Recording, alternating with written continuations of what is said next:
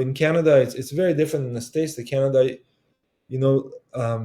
surgery, paid for. In the States, not at all. Where are we going with future of healthcare? The healthcare system eventually will be less capitally driven and more people driven.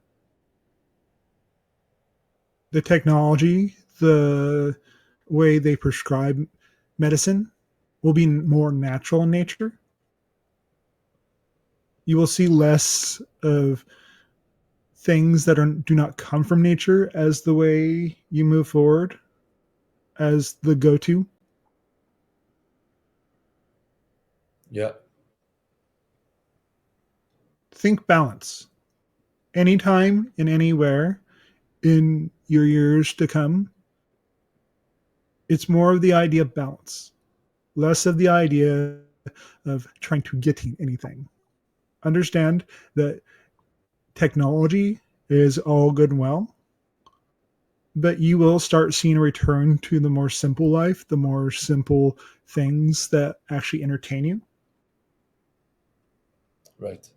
This will be common. Yeah, that's fine.